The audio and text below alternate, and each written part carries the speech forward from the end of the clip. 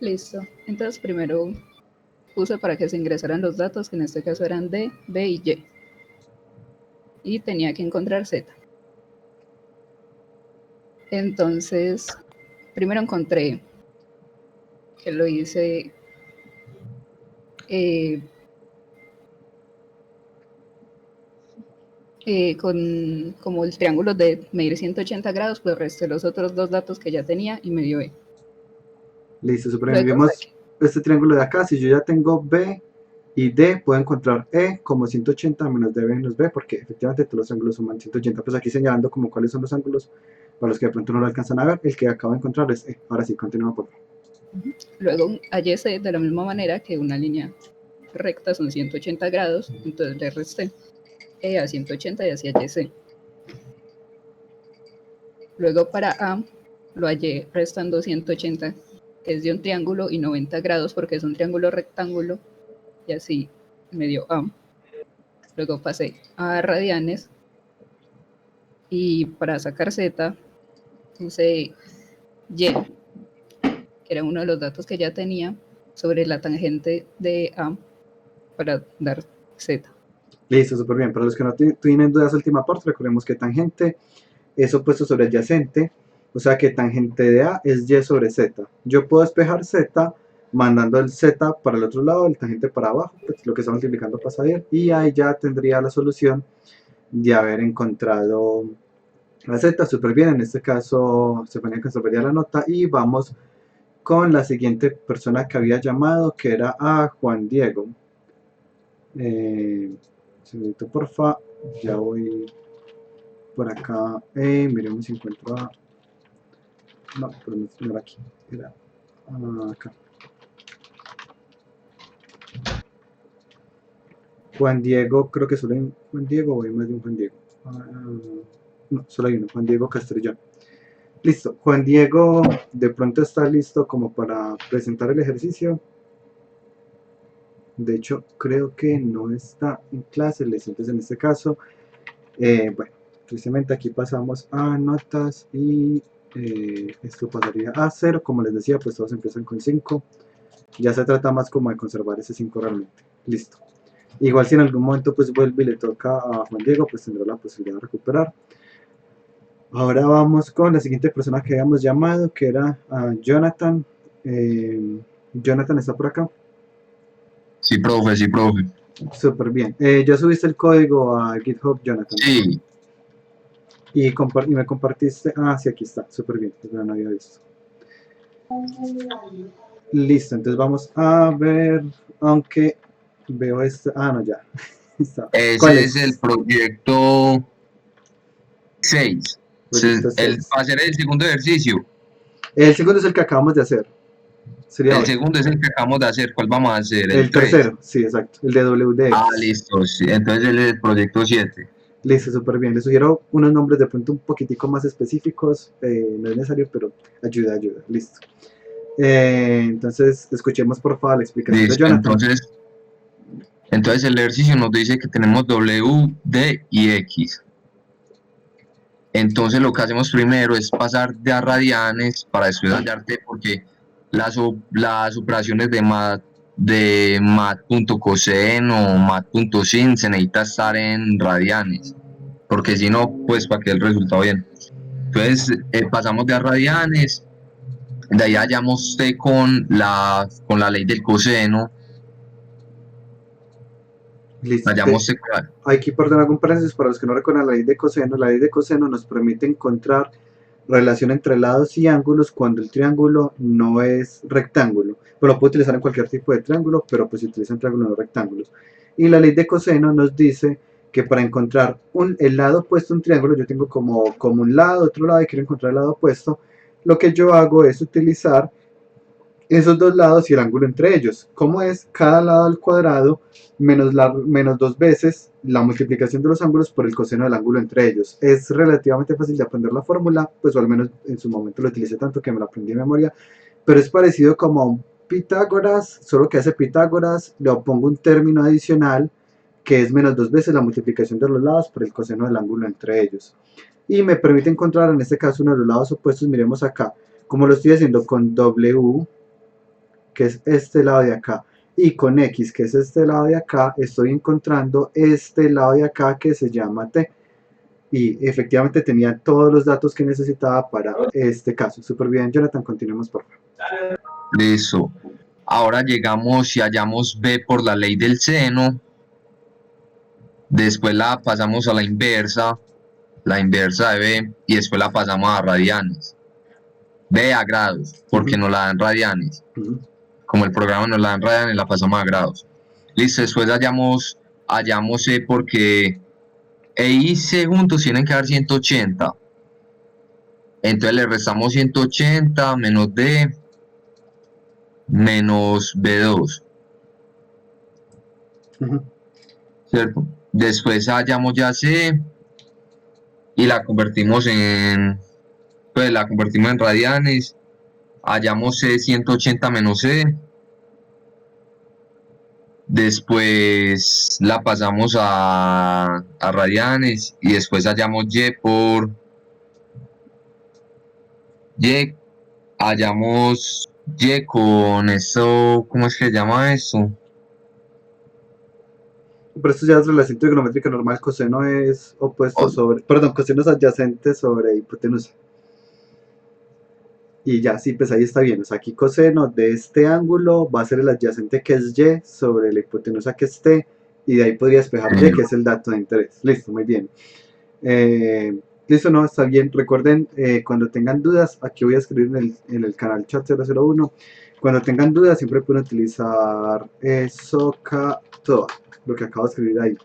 Pues uno no tiene que aprenderse como todos, solo se aprende esa frase, SOHCAHTOA, y entonces SOHCAHTOA es seno es opuesto sobre hipotenusa, coseno es adyacente sobre hipotenusa, tangente es opuesto sobre adyacente.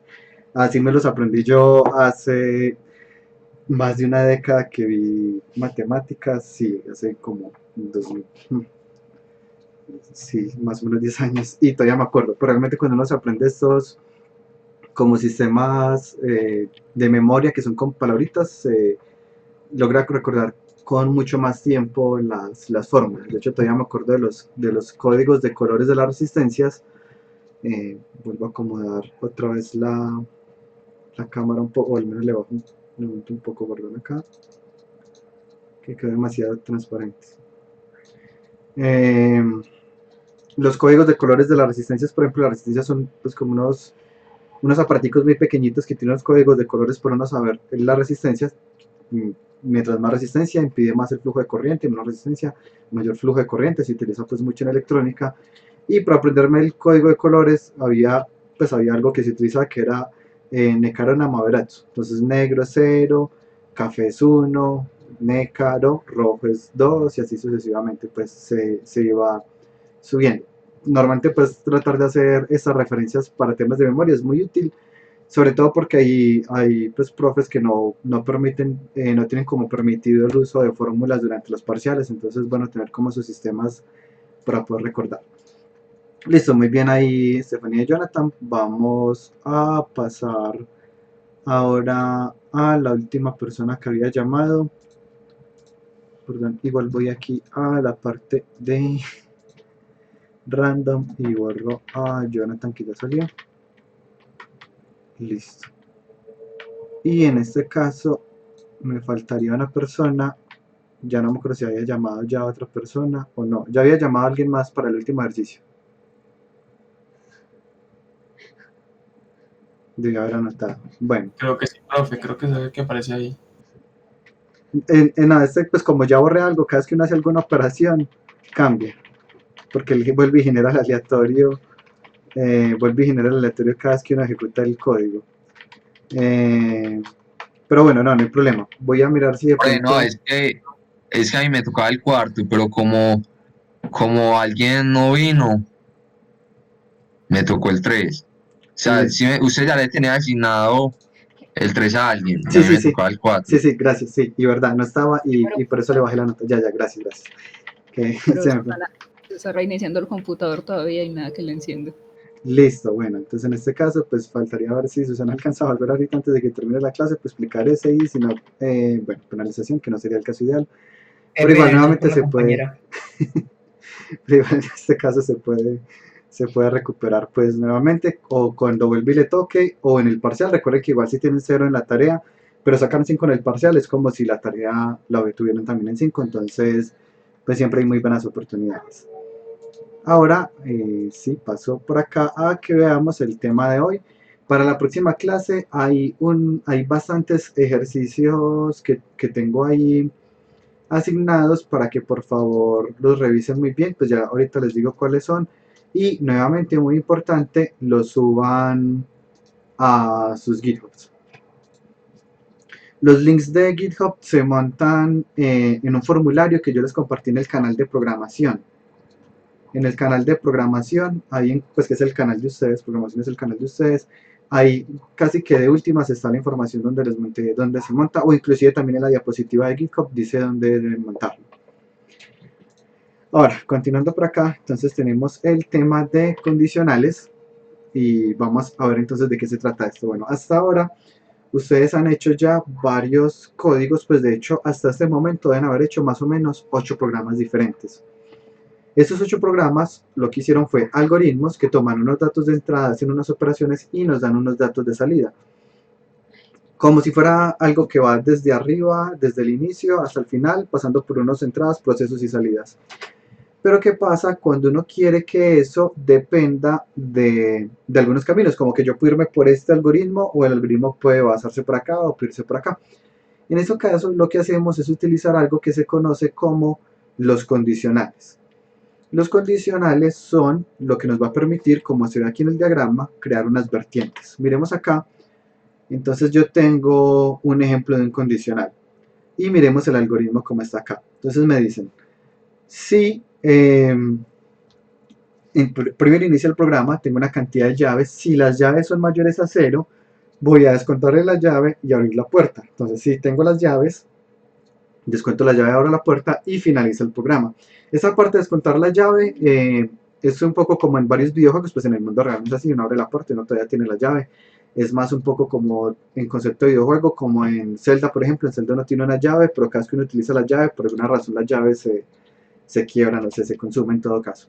Y ya quedo sin esta llave. Entonces utilizo la llave, se descuenta la llave y se abre la puerta.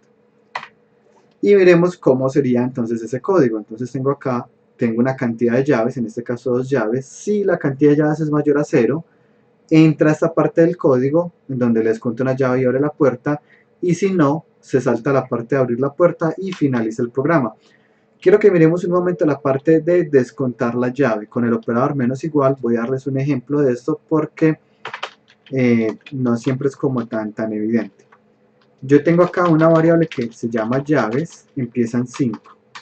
Voy a decir llaves menos igual 1 console.writeline llaves. ¿Cuánto creen que me va a mostrar esto acá en la consola?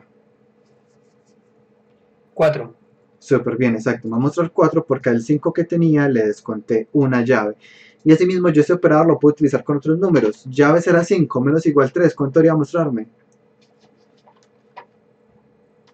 2. 2, súper bien. Me muestra el 2 porque en este caso tengo el 5 que tenía menos un 3 y el nuevo número va a ser un 2. Mirémoslo acá, entonces lo ejecuto y acá está el 2. Y así como existe el operador menos igual, existe el operador más igual. Digamos más igual 3 y me va a dar un 8. Este operador lo vamos a utilizar lo que quieran de acá en adelante cuando estemos desarrollando. O sea, en este curso, tanto como en la parte ya de videojuegos y otros cursos más adelante, porque realmente es un operador supremamente útil. Pensemos, por ejemplo, pues de hecho algo como esto. Maté un enemigo y ese enemigo le entrega oro a uno, pues dropea, que es como lo diría uno muchas veces. Entonces en ese caso el oro más igual la cantidad de oro que me dio el enemigo, porque tengo que tomar el oro que yo ya tenía en mi inventario e incrementarle un valor. O lo mismo cada vez que recibo daño, la vida del jugador menos igual la cantidad de ataque del enemigo. O me curaron, entonces vida más igual la cantidad de curación que me acaba de hacer mi aliado. La idea es que este operador pues va a ser supremamente útil y por eso quiero que les quede muy claro. Antes de seguir, ¿alguien tiene alguna duda de cómo funciona este operador?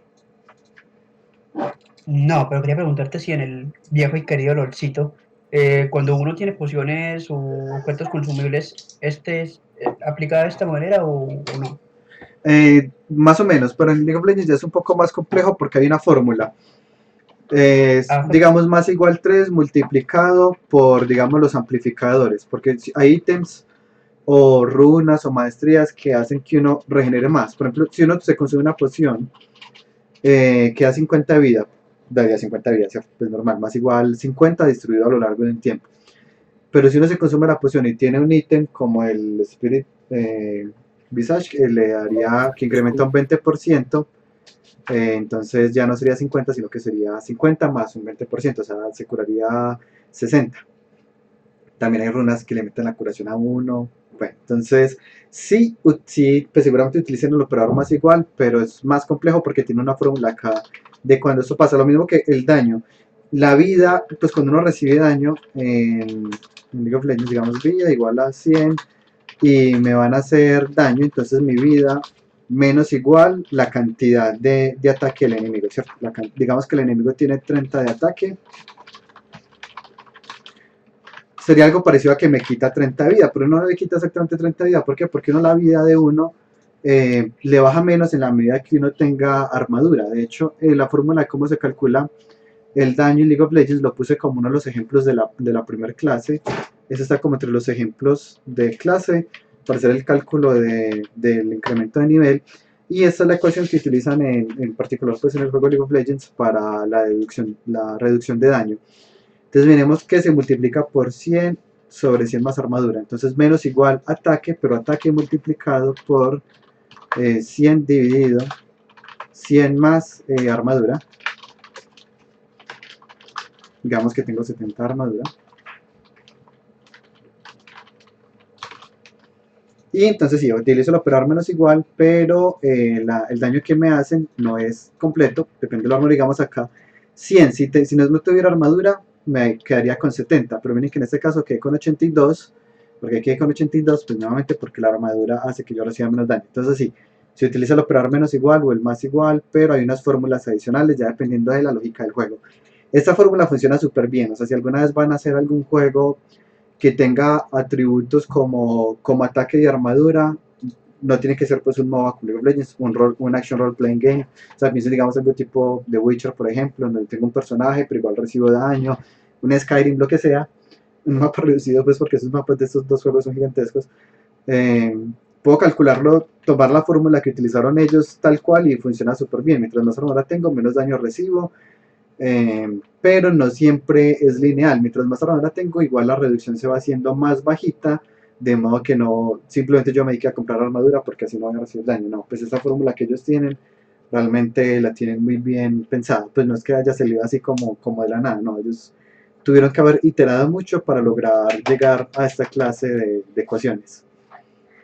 Ahora, continuando, acá estaba en la parte de condicionales, acabamos de ver el operador menos igual para descontarle la llave, pero no le vamos a descontar la llave siempre, solo se la vamos a descontar si tenía una llave y si es el caso vamos a abrir la puerta. Entonces vamos a hacer ahora aquí un ejemplo con un condicional, el más básico, vamos a saber si una persona puede votar. Entonces vamos a tener una variable que es la edad, es una variable de entrada, in.parse, console.readline. Esa variable de entrada, que es la edad, podemos utilizarla para preguntar si la edad es por lo menos 18, o sea, si es mayor o igual a 18. Vamos a mostrar un mensaje que diga console.writeline puede votar. De lo contrario, mostremos un mensaje que diga no puede votar. Bueno, aquí, bueno, esto es como para no ir en mal uso del español. Permitido, pues porque poderes de capacidad, entonces permitido si es más algo de permisos o legalidad. Entonces, ¿tiene permitido votar? No tiene permitido votar.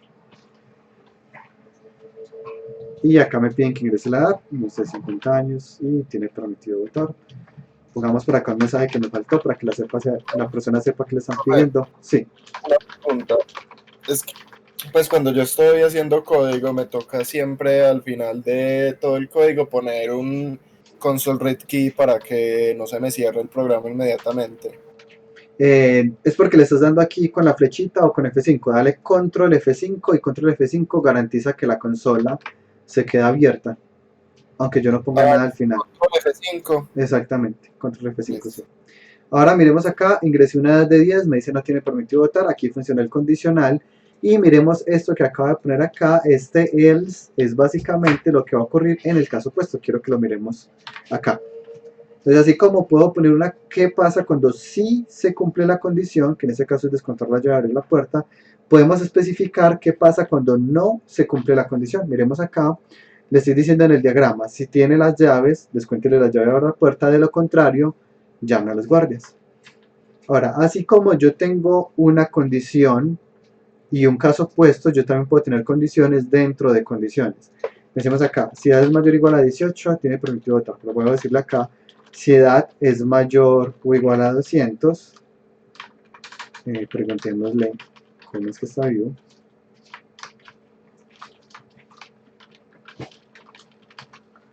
Y miremos entonces cómo sería el comportamiento del programa. En este caso yo le digo, por ejemplo, 40 años, me dice tiene permitido votar, entró a esta línea de código que es la 9, pero no entró a la línea de código 11 porque no cumplió la segunda condición. Otro caso, digamos 10, no entró a la primera condición, ni siquiera revisa la segunda condición, solo entra acá directamente. Y ahora el caso en el que sí, digamos de 150 años y me dice tiene permitido votar y luego me muestra el último mensaje de Hub, que es este de acá. Entonces ya tenemos acá, vemos que podemos tener un condicional, un caso opuesto, pero también podemos tener condiciones dentro de las condiciones. ¿Alguna pregunta acá antes de avanzar? También se puede tener dos else. El else el else está asociado a if obligatoriamente. Miren que cuando yo le clic acá, me señala este if. Este else está asociado a este if. Yo puedo poner otro else sí, pero a un if diferente, o sea, a este de acá. Este else ya es de este if, y este else Sí. es de este if. Pero no como Sí, tener sí. un else de un else, aquí de hecho me lo marca como un error. Ahora quiero que miremos un diagrama, pues que de hecho este es pues vamos a seguir avanzando en ejemplos de este mismo que acabamos de ver. Ahorita vuelvo a esta diapositiva. Quiero que miremos este programa de acá. Les voy a hacer un programa que me permita, al jugador avanzar, o sea, la puerta se abre, voy a permitir al jugador avanzar si cuenta con al menos una llave. De no ser así, le permite avanzar si cuenta con 100 monedas de oro, pensemos como que si estuviera sobornando a los guardias. Y si no tiene la llave ni el oro, va a llamar a los guardias. Y aquí hay dos posibilidades de diagrama. Este diagrama de acá. Entonces una preguntita. Sí. Ahí en ese programa uno le tocaría pedirle al jugador cuántas llaves tiene. En este caso en ¿Por qué? particular, sí, pues pero en un Sí, juego porque- real uno lo tomaría pues del inventario. Ah, sí, obvio. Pero en este caso uno pues sí le toca pedir porque uno como sabe cuántas llaves tiene. Sí, eso, sí, aquí sí, pues para estos ejemplos acá es exactamente como es decir, le tocaría pedir eso. Listo, más o menos los diagramas. Los pueden mirar igual en la diapositiva, sí. Se podría hacer entonces también lo de las llaves con un random. Por ejemplo, sí, que la cantidad de llaves con la que empieza sea aleatorio. Ah, ok. Entonces listo. voy a poner acá en el chat 001 una votación, van a reaccionar con L los que crean que el diagrama correcto es el de la izquierda y con M los que crean que me equivoqué, y con M los que crean que el diagrama correcto es el de la derecha. Por favor pasan al canal de chat y realizan la votación. Es por otro lado, siempre me confundo izquierda y derecha acá.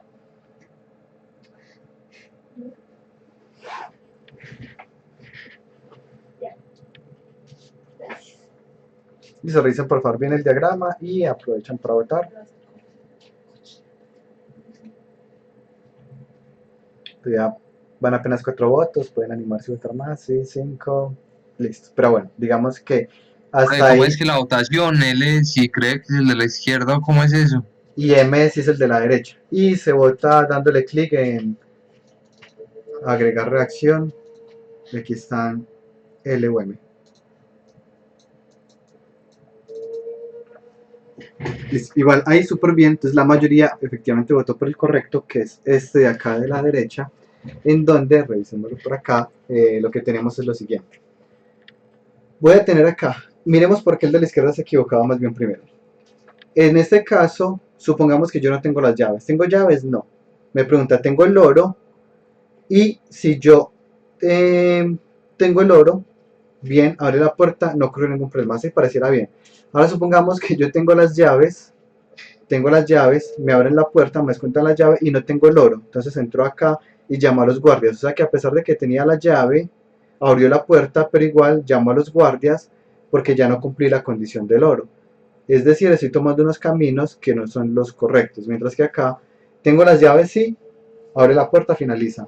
Tengo las llaves, no, pero tengo el oro, sí, abre la puerta. No tengo las llaves, no tengo el oro, llamo a los guardias. Esta sería la forma correcta de estructurar este código. Igual, pues si tienen dudas luego pueden mirar la grabación o mirar aquí en la diapositiva siguiente, pues ya está la respuesta. Entonces en este caso, aquí está este diagrama y cómo se implementaría. Que es parecido a lo que les mostraba ahorita. Tengo, si las llaves son mayores a 0, descuéntenle la llave y abra la puerta. De lo contrario, si tengo el oro, descuéntenle el oro y abra la puerta.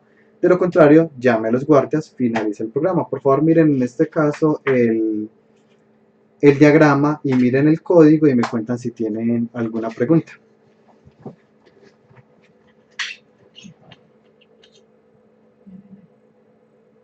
Yo tengo una pregunta, pero pues no es básica, no es relacionada a este ejercicio. Sí. Y es, si por decir, en los juegos cuando se toman una poción de velocidad, no es siempre, es pues por un tiempo determinado. Ahí cómo afectaría el código.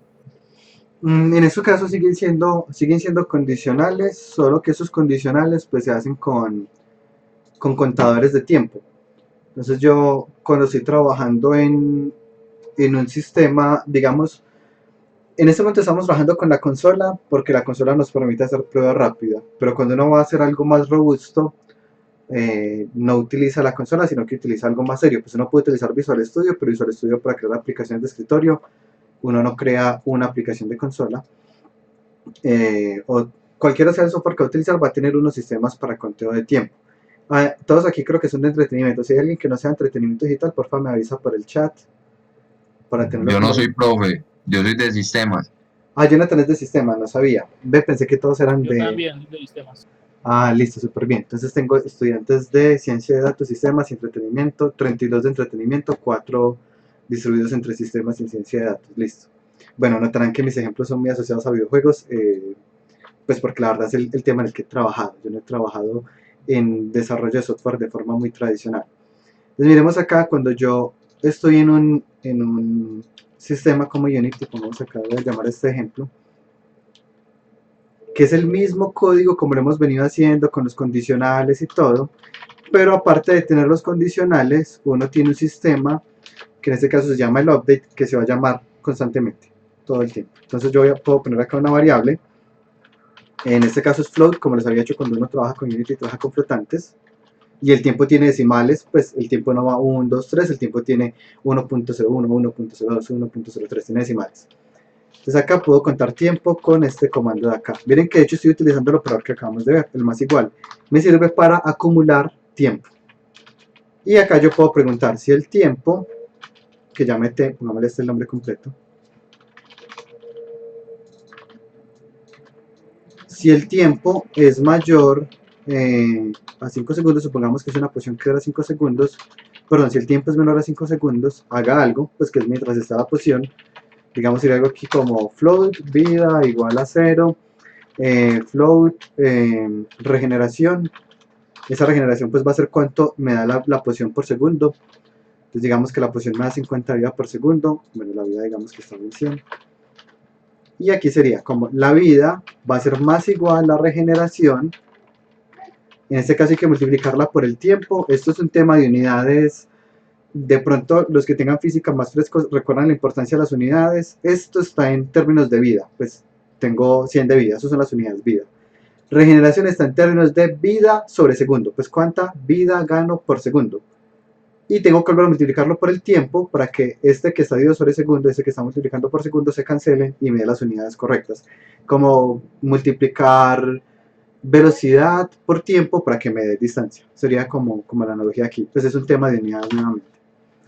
Entonces, mientras el tiempo sea menor a 5, que es lo que dura la poción, la vida se incrementa en esta regeneración de vida de 50 por segundo y el tiempo se va incrementando. Entonces, miren que siguen siendo los mismos condicionales, pero ahora lo estoy haciendo donde variable independiente es el tiempo y tomándolo como una condición para tomar decisiones, en este caso sobre la vida. Sé que no todos han trabajado con Unity y los que lo han hecho no necesariamente lo han hecho a un nivel de profundidad muy alto, pero este código que están viendo ahí es más o menos claro el concepto de cómo se utilizaría. Sí, gracias. Listo, súper bien. Entonces, de hecho, pero me gusta pues la pregunta porque miremos que cuando trabajemos con un motor de videojuegos, que lo vamos a hacer en el proyecto guiado y en el proyecto final, porque vamos a hacer unos juegos, van a ver que efectivamente sigue siendo exactamente la misma programación, o sea, exactamente lo mismo que estamos haciendo. Condicionales, acumular valores, tomar decisiones, tener variables, sigue siendo exactamente lo mismo. ¿Cuál es la diferencia? Que, digamos, el resultado que voy a tener de estos códigos, pues va a ser un poco más visual. Por ejemplo, acá este era un código para hacer un carrito que saltaba, sigue siendo completamente código. La diferencia es que ahora pues este código tiene un resultado visual que pues por lo menos para mi gusto es más llamativo que la pantalla negra de la consola. Obviamente los gustos de cada quien pues pueden variar dependiendo de sus intereses. Igual, sí. Pues es que todo bien hasta ahora, pero no entendí bien ahorita cuando explicaste lo de menos igual o más igual. No hay problema, ya lo repetimos. Entonces borremos esta partecita de acá. El operador más igual me permite tomar un valor, digamos salud está en 100, salud menos igual 20, voy a quedar con un 80. ¿Qué hace el operador menos igual? Toma el valor que yo tenía originalmente, que eran 100, y le quita un valor, en este caso, de 20. Entonces queda con un 80. Es como tomar cuánto tenía, cuánto le voy a quitar. Y si en vez de con el menos igual, salud más igual 50, entonces quedaría con 150, porque es los 100 que ya tenía antes más los nuevos 50. Es más claro ahí. Profe, ¿y si utiliza un más o un menos, nada más, qué pasa? No, aquí él no va a saber qué hacer porque salud más 50 y qué hago con esto. Lo guardo en alguna variable, no tiene sentido, mira que lo marca como error. Ah, eso lo que hace es que lo guarda en la misma variable. Exactamente. Ok. Exacto. Si yo fuera a hacer eso, pues lo pudiera así, crear otra variable cualquiera, sí. Pero no es lo que queremos es guardar en la misma variable, acumular o desagregar, eso es lo que queremos con el operador más igual. Por ejemplo, a mí esto del más igual o menos igual me recuerda a Magic the Gathering, que uno tiene la opción de quedarse con la mano inicial o tirar mulligan, que es volver a coger 7 cartas pero restarle una. Entonces me imagino que debe ser la opción de si hiciste mulligan, entonces 7 cartas menos una. Eso sí, básicamente sí. Menos eso. igual. El menos igual 1, que sería el de la carta que saldría, me imagino, nunca lo he jugado, la verdad. Correcto. Profe, y eso puede funcionar, digamos, cuando hay un sistema de recompensas. Digamos que uno obtuvo 10 llaves de un cerdo, pues, no sé. Sí, y las recompensas son 3. 3 llaves para tal cosa. Exactamente, entonces es por eso es que es tan interesante, porque es tomar, digamos que yo tengo un inventario, en ese inventario tengo unas llaves. Acá esta misión van a dar 3 llaves. ¿Qué hago? El operador más igual, llaves más igual 3. Ya quedé en mi inventario con, si tenía 7, ya quedé con 10 llaves. Y lo mismo con el oro, con la vida. O sea, esto realmente lo vamos a utilizar un montón, este operador más igual, para hacer, o sea, todo lo que tenga que ver con acumular valores. E inclusive para algunas operaciones matemáticas, porque hay una operación matemática que ustedes ven que se llama la sumatoria. De hecho, la sumatoria también se hace con el operador más igual. Como calcular el promedio. El promedio es la sumatoria de todos los datos, todos los x sub i dividido sobre la cantidad de datos. Esa sumatoria, pues de hecho, también se resuelve con ese mismo operador. O sea, realmente lo vamos a usar un montón. Por eso les digo, es tan importante que quede pues como bien claro cómo funciona este operador en esta clase. ¿Alguna pregunta de pronto adicional? Que si se puede hacer aleatorio, por ejemplo, como en Legend of Zelda, que tú, por ejemplo, rompes tarritos y puede que sí, puede que no te agregue una rupia, puede incluso tengas más de una rupia por tarrito, se puede usar en aleatorio. Sí, sería algo parecido a esto, random, random. Es un poquito raro esta anotación. Esto lo que me permite es generar números aleatorios. Random.next entre 1, digamos entre 10 y 100. Entonces en este caso, console.writeLine, salud. Entonces me tomé una poción que me cura una cantidad aleatoria. Entonces aquí está, quedé con 173, o sea que en este caso me dio 73, pero vuelvo y lo ejecuto y ya quedé con 113, o sea que esta vez me dio 13. Y de hecho en los juegos rol se utiliza mucho el sistema de random, no sé si conocen el juego de Dofus. En el juego de Dofus todos los ataques van desde un rango menor hasta un rango mayor. O sea, esto puede causar entre 30 y 50 de vida, es completamente aleatorio. De hecho había un ataque que iba desde 1 hasta 30, entonces es como ese era muy aleatorio, yo lo podía utilizar y puede que no hiciera nada de daño, o podía hacer que hiciera mucho daño, inclusive pues ya el concepto de golpe crítico también es un aleatorio que se genera.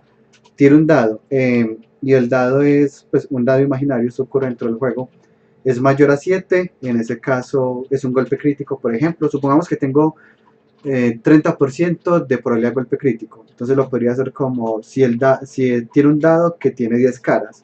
Si saco 1, 2 o 3, que sería pues el 30%, voy a hacer un golpe crítico. Si saco 4, 5, 6, 7, 8, 9 o 10, no hago golpe crítico. Pues algo como eso también pues se utilizan los aleatorios para hacer también ese mismo sistema. Nuevamente no sé, sí, dígame. Una preguntita, ¿qué quiere decir? O sea, ¿para qué sirve ese primer código que puso ahí arriba de random igual new random? Esto es parecido a crear una variable, o sea, aquí le pongo el nombre que yo quiera. Pero esto, la verdad, por eso le digo que es un poco raro, es porque esta notación es del curso que viene de programación orientada a objetos. Esto es una variable, lo voy a poner dentro de comillas, esto es una variable. Realmente, siendo estricto con el lenguaje, esto se llama como un objeto. Y como no es como una variable normalita que yo le pongo, digamos, igual a 100, sino que es un objeto, me toca utilizar este operador. Por ahora nos toca muy mirarlo como una caja gris en que sabemos que nos va a permitir generar números aleatorios, pero realmente la anotación va más allá. Es muy parecido a cuando uno utilizaba mat.sqrt, que uno con el operador punto accede a ciertas propiedades, en este caso de matemática. Entonces yo voy a acceder a una propiedad de random que me va a permitir generar números aleatorios, pero por ahora nuevamente es muy difícil de explicar sin que hayan visto todo el curso que viene orientado a objetos. Entonces por ahora esto casi que se vuelve una cajita gris o negra en donde, listo, así funciona, y por ahora entiendo que así funciona sin entender completamente la anotación. No sé si lo deja un poco más tranquilo Jonathan esa explicación o si es peor. ¿Cómo? Sí, más, pues queda un poco más claro con la explicación, un poco más tranquilo. No, pues que igual. Sí, exacto, pero la tranquilidad está en que no es algo que tengan que entender por ahora, por eso pues, no importa. Ah, ya. Ahora, continuando por acá con el tema de condicionales, les dije que había una diapositiva que me salté, que es esta de acá. Esta parte es muy importante y es lo que se conoce como el scope o contexto. Este está asociado, diría yo, que a la mayoría de errores que he visto calificando el primer parcial, o antes pues cuando hacía otros parciales intermedios, el error que veía más común ahí. Y es un error asociado a la existencia de las variables. Quiero que miremos acá, voy a crear una variable x que va a valer un 5. Voy a decirle acá, si x es mayor a 3, es más, hagámoslo como si fuera una tienda. Entonces tengo oro, tengo 500 de oro. Voy a preguntar si el oro que tengo es mayor o igual a 100, y si sí, voy a gastarme ese oro menos igual 100 comprando una mascota. Y entonces la cantidad de mascotas pasa de 0 a ser 1. Entonces ya mascota vale 1. Y cuando termine ese condicional voy a decirle al programa que me muestre cuántas mascotas tengo. Entonces acá console.writeLength, la cantidad de mascotas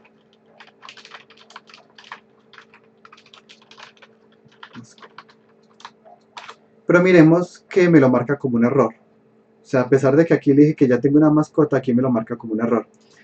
Quiero que se acostumbren a leer los errores, porque es muy difícil uno hacer un código que funcione así de primeras. Que es lo normal, yo venir acá y mirar cuál es el error, interpretarlo y corregirlo. O sea, no importa uno cuántos años lleve programando, para mí es muy común que estoy programando, veo errores. ¿Qué es lo importante? Veo los errores, los entiendo, si no los entiendo los busco en Google para corregirlos, porque realmente uno programar sin equivocarse es prácticamente imposible. Una pregunta, si usted declara esa variable mascota dentro del condicional, igual queda dentro del código global. Por eso puede ser el error, ¿no? Exactamente ese es el error. Ese es exactamente el error que les quiero mostrar. Entonces miremos acá qué dice el error. Dice el nombre mascota no existe. Y uno dice, ah, pero ¿cómo así si existe? Terminamos de leer el error. El nombre mascota no existe en el contexto actual. ¿Qué se refiere con el contexto? Cada vez que uno abre y cierra una llave, está creando un contexto nuevo. En este caso, cuando yo abrí esta llave del condicional, estoy creando un contexto nuevo. La palabra en inglés para eso es scope. Ese scope o contexto que estoy creando va desde esta llave de acá hasta esta llave de acá. Todas las variables que yo cree dentro de ese scope solo existen ahí. Es decir, que esta variable mascota existe desde esta llave, pues desde que la declaro hasta que termine esta llave. Acá ya no existe. O sea, esa variable acá ya es completamente desconocida. ¿Qué tengo que hacer? Tendría que decir, no, voy a crear primero la variable int mascota. Empieza en 0 porque todavía no tiene ninguna mascota. Aquí de hecho puedo utilizar el operador más igual 1. Ya le incremento una mascota y miren que aquí ya me lo muestra. ¿Por qué ya funciona? Porque ahora esta variable mascota existe entre esta llave y esta llave de acá que es más grande. Entonces siempre voy a mirar, yo quiero que exista en todo el programa, la declaro entre las llaves más grandes que son las llaves del main o el contexto más grande. Cuando las declaro ahí afuera, esto se conoce con el nombre de variable global. Eso es como el nombre que le ponemos a esto. Y cuando las declaro acá, digamos set igual a 0, esto se conoce como variable local. La variable local es aquella que solo existe dentro de un contexto pequeñito, un contexto más pequeño que el programa, y variable global cuando existe dentro del contexto de todo el programa. Si tienen dudas, acá en esta diapositiva puse un ejemplo del error, acá lo mismo, los enemigos lo declaré acá, no lo puedo mostrar acá, pero los enemigos cuando los declaro afuera, ahí sí los puedo utilizar en otra parte. Entonces siempre miremos dónde voy a crear las variables, de modo que sí puedo utilizarlas en los momentos correctos. Este tema igual lo sigo repasando porque nuevamente es muy importante y es uno de los errores más comunes en los desarrollos que hacen. Ahora vamos hasta acá, que es donde íbamos. Y vamos a ver esta tablita que nos va a ayudar a diferenciar de cómo se convierte del lenguaje humano, pues de la forma en que hablamos, de la forma en que nos va a hablar un gerente, por ejemplo, un director de proyectos, a cómo lo vamos a hacer cuando programamos. Cuando nos piden hacer un programa, supongamos que voy a hacer un programa, algo tipo Rappi, y me dicen, aplica un descuento del envío si el pedido cuesta al menos 30.000 pesos. Entonces, así se lo dicen a uno, se lo dicen en palabras. Pero, ¿cómo interpreto ese al menos acá en este código de acá? Entonces la idea es que entendamos que cada una de esas palabras tiene una implicación. Cuando nos dicen al menos, lo que nos están diciendo es mayor o igual. Pensemos en cuando lo hablamos de la edad nuevamente. Al menos 18 años para votar. Con 18 años o más puedo votar. Por eso es mayor o igual. Cualquiera de las dos, mayor o igual. Si nos dicen el pedido tiene que ser el mínimo de 30.000 pesos para que aplique el descuento. Exactamente igual. Un mínimo en este contexto que nos están diciendo es lo mismo que el operador mayor o igual. En cambio, si nos dicen, la persona debe tener máximo 40 años para trabajar en esta empresa, en este caso, ese máximo se comportaría como un menor o igual. Cuando nos piden diferente, lo hacemos con el signo de admiración igual, y cuando queremos que algo sea entre dos valores, entre A y B, lo hacemos con este de acá. Aquí hay un ejemplo al final, pues ahorita lo pueden mirar, por otro lado, ahorita lo pueden mirar, ahí está en la diapositiva. Y pues de hecho lo van a utilizar para el ejercicio que tienen durante la tutoría de esta semana, para los ejercicios que hay. Entonces esto de acá nuevamente me va a permitir convertir ese lenguaje. Nuevamente nos dicen, aplica el descuento si el costo es al menos 30.000, entonces costo igual a cualquier valor, pongamos 40.000 por el ejemplo. Si costo es mayor o igual a 30.000, entonces en este caso por acá tenía envío, y el envío valía 10.000, pero como el costo efectivamente aplicó, lo voy a hacer un descuento de 5.000, entonces menos igual 5.000, y listo, y aquí ya terminaría con el programa. Miremos que ese al menos lo interpreté en código de esta forma. Es parte de nuestro rol ser capaz de entender lo que dice un humano y pasarlo a un lenguaje que lo entienda un computador. O sea, nosotros casi que somos traductores de este lenguaje humano a computador. Y para cualquier tipo de proyecto que hagamos, ¿cierto? O sea, yo pienso en un game design, ese diseño de juego, yo cuando lo pienso, pues lo mismo, uno no piensa el diseño del juego en forma de código, uno lo piensa En forma 1 uno piensa cómo va a ser la historia, cómo va a ser el contexto del jugador, cuáles van a ser las mecánicas, el core mechanic, cómo se va a repetir ese core mechanic, eso es lo que se conoce como el game loop. Y luego eso pues lo tengo que empezar a transformar en código. Todo eso que yo pensé en unas palabras muy humanas lo tengo que convertir. Ahora, para la próxima tutoría que van a hacer, van a resolver durante la tutoría este ejercicio. Tiene una particularidad, es que en este no les estoy dando las entradas. Por un segundito, toma agua.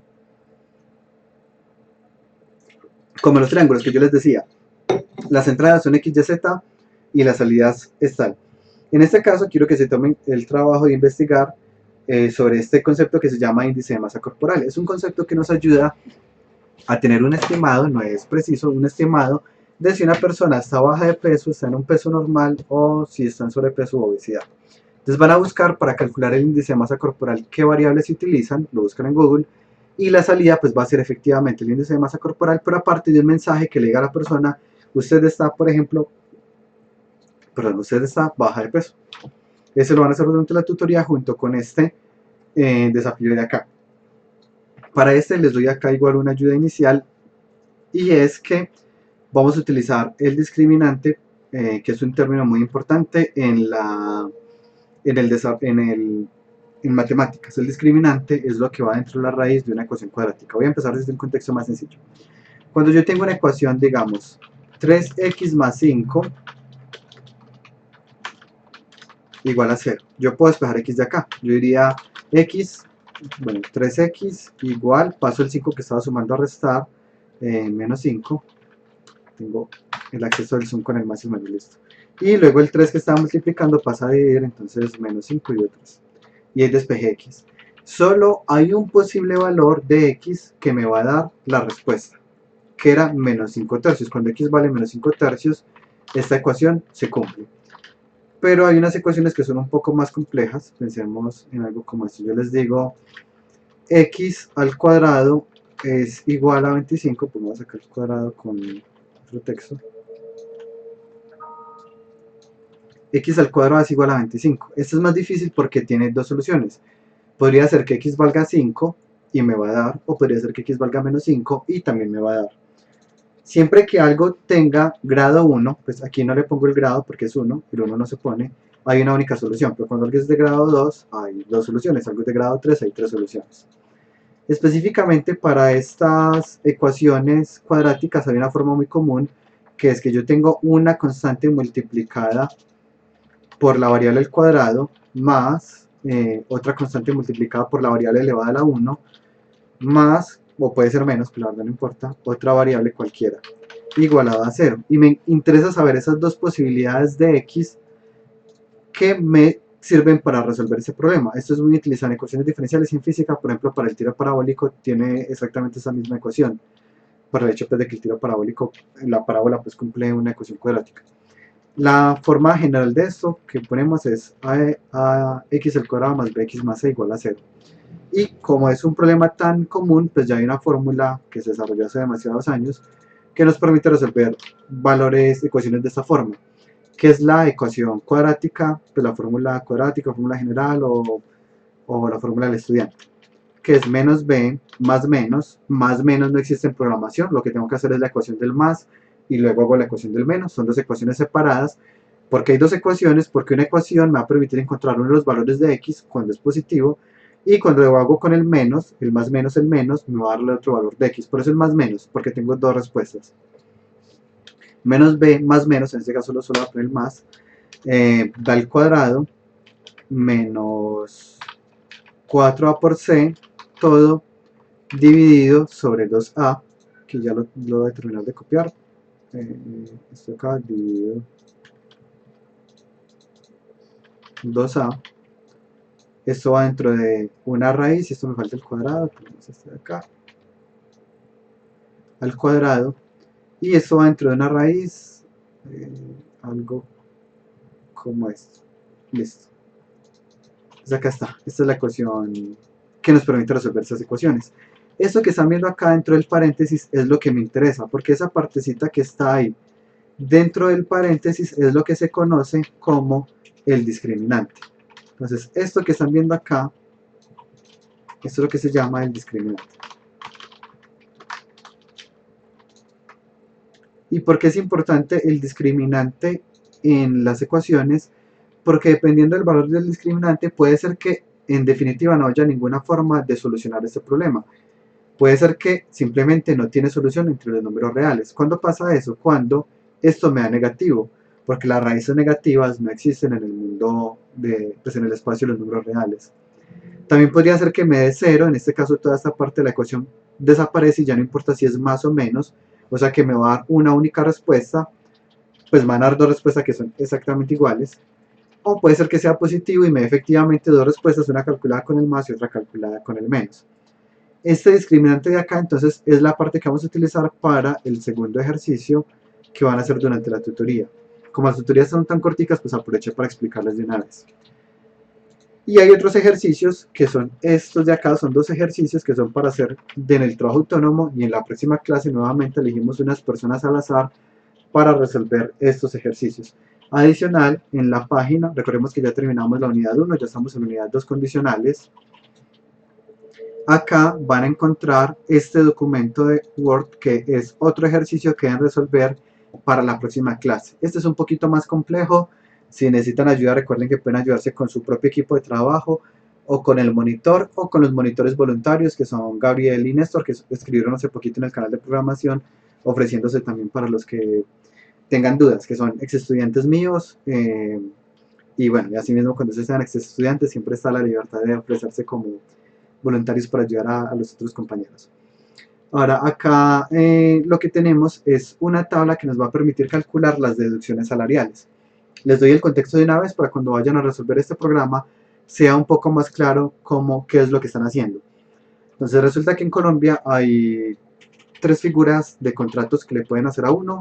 Voy a hablar de dos que son como las principales, que son contrato como dependiente y contrato como independiente. Cuando uno está contratado como dependiente, uno está vinculado a la empresa. Esto tiene ciertas implicaciones, unas obligaciones, pero también unos beneficios. Y cuando uno es independiente, uno no es vinculado a la empresa, uno le está prestando un servicio a la empresa. Por ejemplo, yo en UPB soy un trabajador dependiente. O sea, tengo un contrato laboral en donde yo estoy vinculado a UPB. Pero, por ejemplo, cuando yo trabajé en Ruta N, en el desarrollo de gamificación de un videojuego, yo era un desarrollador independiente, es decir, yo no estaba vinculado a Ruta N y les estaba prestando un servicio como desarrollador de videojuegos. ¿Qué implicaciones tiene uno y el otro? Cuando uno es dependiente, como uno está vinculado a la empresa tiene unas políticas que uno debe cumplir, que normalmente son asistir a una oficina, pues en el caso cuando era posible, y cumplir unos horarios. Entonces uno trabaja en una empresa y le dicen, nos entra a las 8 de la mañana, sale a las 5 de la tarde. Por ejemplo, uno trabaja en Colcafé, entonces entra a las 6 de la mañana, sale a las 2 de la tarde, o entra a las 2 de la tarde, sale a las 10 de la noche. Estoy cumpliendo con un lugar y un horario. Y debo hacerlo, es lo legal, porque es un contrato, yo estoy vinculado a la empresa. Si por el contrario, mismo ejemplo, Colcafé me contrata como independiente, legalmente no puede exigirme que yo cumpla con un lugar y un horario, porque yo les estoy prestando un servicio digamos, y yo tengo flexibilidad desde que yo cumpla con ese servicio que les estoy prestando, tengo flexibilidad sobre mi tiempo y sobre la ubicación en la que lo voy a hacer. Obviamente aplican excepciones. Si me contratan por prestación de servicios para arreglar una máquina, no puedo pues resolverlo sin ir allá a revisar la máquina. Pero pues ya son como unas excepciones más del contexto. Por ejemplo, cuando yo trabajaba en Ruta N, como yo era independiente, entonces yo tenía una oficina en Ruta N, pues un cubículo en Ruta N, pero yo no tenía que cumplir con trabajar en ese cubículo, pues de hecho yo rara vez iba allá, iba pues para las reuniones. Normalmente yo trabajaba desde mi casa o en la Universidad de Antioquia, porque en ese momento era profesor allá.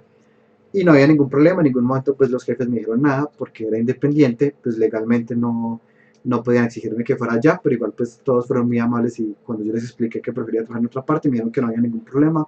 Inclusive me permitieron llevarme el computador pues de la oficina para otra parte.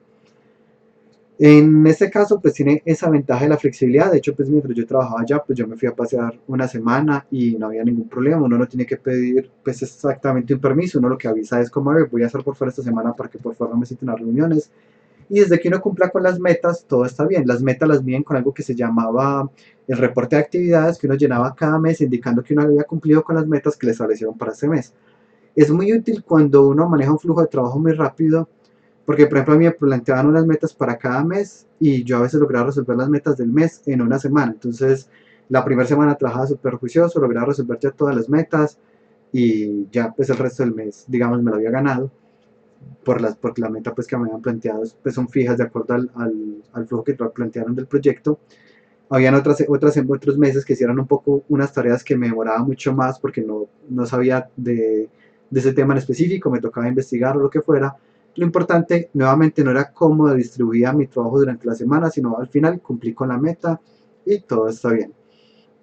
¿Cuál es la desventaja de independiente? Pues así como uno gana flexibilidad, tiene una desventaja de no ser vinculado, y es que uno no tiene derecho a vacaciones. Es decir, por ejemplo, yo trabajé año y medio en RetaN, nunca tuvimos vacaciones legalmente hablando, pues como unas vacaciones pagas que ocurre cuando uno es un empleado, como pasa, digamos, en UPB, que uno tiene vacaciones en diciembre como 3 semanas más o menos, un poco menos, y en mitad de año una semana, y son vacaciones pagas. Allá no teníamos vacaciones pagas, pero las vacaciones era lo mismo, pues uno trataba de que le rindiera mucho en las primeras semanas de diciembre para poder descansar como al final de diciembre sin tener como algunos compromisos pendientes. No recibe bonificaciones cuando uno es un trabajador dependiente con un contrato pues laboral. Uno le dan unas bonificaciones que se llaman la prima, que son exactamente un salario. Supongamos que uno gana 4 millones, entonces la prima de uno son 4 millones, solo que se la dividen en 2 partes del año. Le dan la mitad de la mitad, pues la primera prima, 2 millones en mitad de año, y la otra prima 2 millones al final del año. Si uno es independiente, uno no recibe esta clase de bonificaciones. Aparte, cuando uno es independiente, uno debe pagar su seguridad social. ¿Qué es eso? Uno debe pagar la pensión, la EPS y el ARL. Todo lo paga uno, y eso siempre es bastante. O sea, uno fácilmente puede estar pagando 400, 500 mil pesos de seguridad social. Entonces uno recibe el salario, pero se da cuenta que ese salario, yo no recibo todo mi salario porque me va a tocar gastar una parte en pagar mi seguridad social. Mientras que cuando uno es dependiente, uno recibe la mayor parte del salario porque la mayoría de los gastos de EPS, pensión y ARL los cubre la empresa. Acá, de hecho, al final van a encontrar unas tablitas en las que uno se da cuenta cuánto ganaría realmente siendo dependiente o independiente. Es decir, es muy importante, si en algún momento les ofrecen dos trabajos, uno como dependiente y uno como independiente, o tienen esa posibilidad de elegir, que entiendan las implicaciones de cada uno y cuál va a ser el salario real de cada uno, porque un salario como independiente de 4 millones y medio puede ser menos que un salario como dependiente de 4 millones, porque al final en este estoy pagando muchas deducciones, no tengo vacaciones, mientras que en este sí. O podría ser que yo diga, no, pero yo puedo hacer este trabajo y a la vez puedo hacer otro trabajo. Entonces en ese caso me conviene más que más flexibilidad. Pues por ejemplo yo trabajaba en RetaN, a la vez que era profesor en la Universidad de Antioquia, y no tuve problema nuevamente porque tenía esa flexibilidad. Teniendo dos contratos laborales, de pronto hubiera sido más complejo ejecutarlo en ese momento.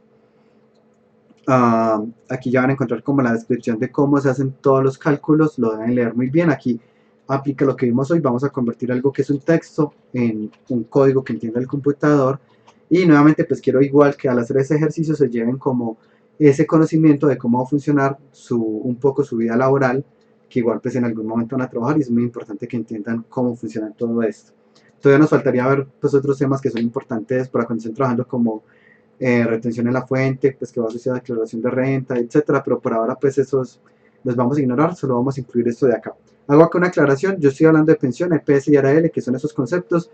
Pensión es un fondo de ahorro obligatorio en donde uno, cada vez que uno recibe un pago, parte de ese pago se va a ese ahorro, de modo que cuando uno ya se pensiona, ya cumple la edad suficiente y la cantidad de tiempo suficiente, uno empieza a sacar de ese ahorro. Es decir, un ahorro a lo largo de su vida, porque la edad de pensión es bien alta, por los 62 años, si no estoy mal.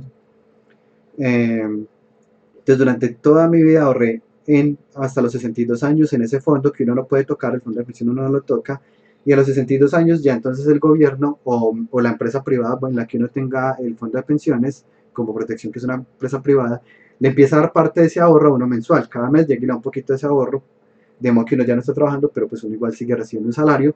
No es un salario inventado, es un salario que uno mismo ahorró a lo largo de su vida. Para pensionarse uno tiene que cumplir con tener la edad, pero también con un tiempo trabajando. Es decir, no puede ser como yo toda mi vida estuve haciendo nada, me mantuvo mi familia, y a los 50 años empiezo a trabajar para pensionarme a los 62, no alcanzarían. Uno tiene que empezar a trabajar más o menos por los lados de los 30 años, más o menos, para que a los 62 años haya cumplido la cantidad de semanas que se necesitan para poder pensionarse. Entonces son dos condiciones. Pero nuevamente ese ahorro pues es algo que uno tiene que pagar, es 16% de la base de cotización, es bastantico, o sea, 16% del 40% del salario más o menos. Pero si uno es dependiente, la empresa le cubre a uno casi todo y no solo paga 4% de la base de cotización.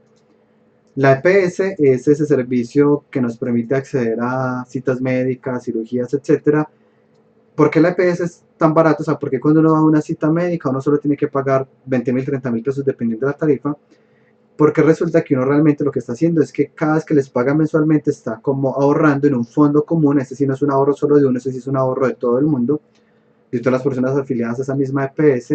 Y cuando hay una cirugía que originalmente valía, por ejemplo, 20 millones, como había un ahorro allá súper grande de un montón de gente, esos 10 millones yo no los tengo que pagar, solo pago un porcentaje y de ese ahorro pagaron el resto de la cirugía. Así es como funciona la EPS. Digamos, el sistema de Colombia es un sistema solidario, es muy bien pensado, de hecho, a mi parecer funciona demasiado mejor que el de Estados Unidos. En Estados Unidos hay gente que se queda en quiebra, que se declara en quiebra porque los servicios de salud son supremamente costosos. Eso no ocurre en Colombia por ese sistema solidario de EPS.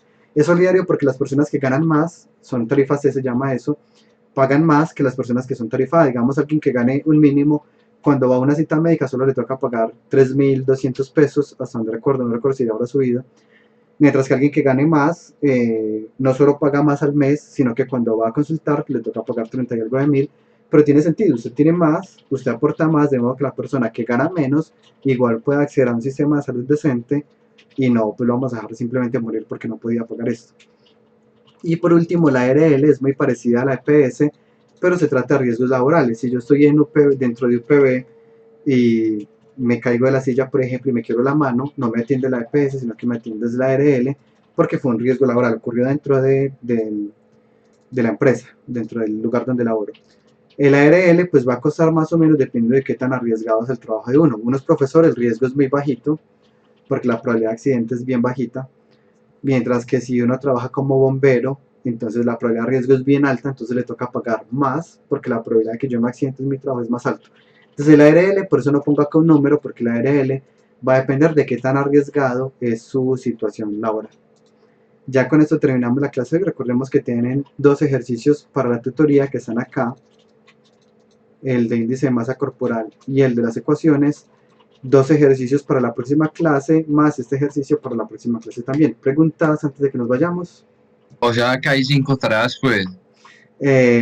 Sí, pero 2 son para hacer durante la tutoría. 3 son tareas, 2 son para hacer durante la tutoría. Entonces, O 3 sea, tareas, esos 2 ejercicios los hacemos durante la tutoría. es como hicimos el de la pendiente, el del intercepto, que lo hacíamos era durante la tutoría. Sí. Entonces, ¿cuáles son las tareas para la próxima clase? Esa tabla. ¿Y Esa, cuáles? en la diapositiva, que es la unidad 2 condicionales, siempre que vean este simbolito como de una bandera, son porque son para hacer para la casa. Cuando vean el de espada y escudo como estos, son para hacer durante la tutoría. Este tiene una espadita y un escudo, tutoría. Tutoría, casa, casa y casa. Pues estos son 2 ejercicios, sino que el enunciado es largo, por eso está dividido así. Ya. Y este pues no le puede poner símbolo porque es un documento Word, pero este también sería pues como banderita, este sería hacer para la casa, igual aquí lo puse aquí. De hecho, esto no se actualizó, pensé que lo había actualizado. Bueno, ya actualizado, aquí va a decir que es una tarea para la casa. ¿Listo? ¿Alguna otra pregunta? No, súper bien, entonces vamos terminando. Les recuerdo que las clases quedan grabadas. No olviden pedir tutoría a los que no